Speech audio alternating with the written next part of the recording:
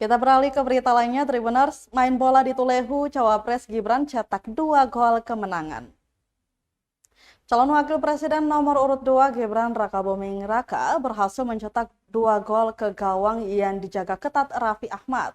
Gol pertama dicetak Gibran di menit ke-5 pertandingan Samsul Mini Soccer yang berlangsung di lapangan sepak bola Matawaru Negeri Tulehu, Kecamatan Salahutu, Kabupaten Maluku Tengah, Senin 8 Januari 2024. Gol dari tendangan keras kaki kanan Cawapres itu sontak disambut sorak ribuan penonton. Tak mau ketinggalan, tim Raffi Ahmad yang diperkuat Rahel Tuasalamoni, Gafar Lestaluhu, dan Saiful Lewanusa perlahan membangun serangan. 1 gol pun tercipta merubah papan skor 1-1. Namun skor imbang tidak bertahan lama.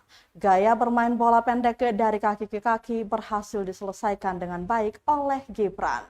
Raffi Ahmad tak mampu menepis bola hingga gawang kembali bergetar untuk kedua kalinya.